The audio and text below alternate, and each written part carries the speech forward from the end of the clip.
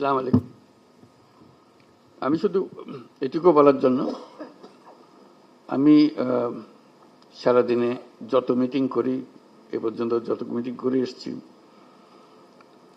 সবচেয়ে বেশি আনন্দ পাই যখন আপনাদের সঙ্গে এরকম বসার সুযোগ পাই, আলাপ করার সুযোগ পাই। কারণ এখানেই সবাই মিলে বাংলাদেশের প্রকৃত ভবিষ্যৎ রচনা করা হচ্ছে।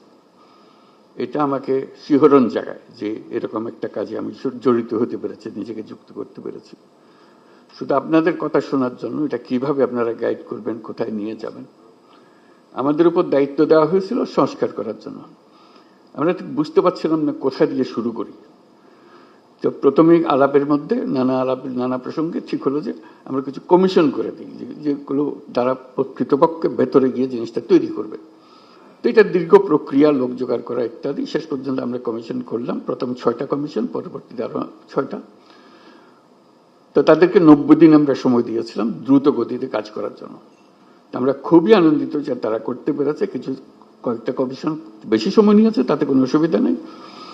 এখন কমিশনের রিপোর্ট আসলো, এরপরে আমরা যে ঐক্যমত্য গঠন করতে চাচ্ছি সেটা কিভাবে হবে, সেটার থেকে একটা আইডিয়া আসলো যে একটা ঐক্যমত্য কমিশন বলে আলাদা একটা কমিশন করি। তো সেটা যে ফলপ্রসূ হয়েছে, সেটা প্রফেসর আলী রিয়াজ সাহেব যখনই আমার সঙ্গে বৈঠক করেন, আমি অত্যন্ত আনন্দিত। যেভাবে আপনারা সহযোগিতা করেছেন, আনন্দ সহকারে পার্টিসিপেট করেছেন, এটা কেন জানি আমার মনে হয়েছিল যে এটা হয়তো সবার আগ্রহ হবে না, কবে পাশ কাটিয়ে যাবে বা ভেতরে ঢুকতে চাইবে না। আমি অত্যন্ত আশ্চর্য হয়েছি এবং অত্যন্ত আনন্দিত হয়েছে যে কত গভীরভাবে আপনারা এটাতে গিয়েছেন। এবং শুধু ওনাদের সঙ্গে, কমিশনের সঙ্গে আলাপ করে না, নিজেদের ভেতরে আলাপ করেছেন এবং আন্তরিকভাবে বুঝে আমাদেরকে বলার চেষ্টা করেছেন, আপনাদের সঙ্গে বিতর্ক করেছেন কমিশনের সঙ্গে।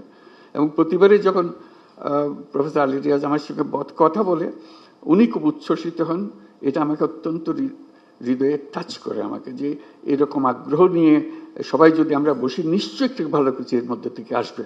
তো আজকে প্রথম পর্ব শেষ হলো, তো সেটা মহা আনন্দের দিন যেটা আমরা করেছি। দ্বিতীয় পর্বে, প্রথম পর্বে আমরা কি করলাম, এটা যত কিছু ইস্যুজ আছে, যত কিছু রিকমেন্ডেশন, সুপারিশ আছে, তার মধ্যে কিভাবে আমরা একমত হলাম, কারা কোনটাতে একমত হলো, সব মিলিয়ে শেষ পর্যন্ত আমরা জুলাই সনদ করব।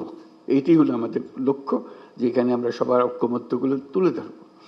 দ্বিতীয় পর্বে কি হবে, আমি আলী রিয়াজ সাহেবের সঙ্গে আলাপ করছিলাম।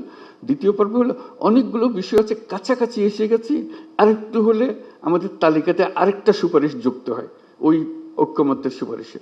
তো এই সুযোগ যেন আমরা হারিয়ে না ফেলি, এই দ্বিতীয় পর্বের আমি যদ্দূর বুঝছি, প্রফেসর আলী রিয়াজ তারা ব্যাখ্যা করবেন,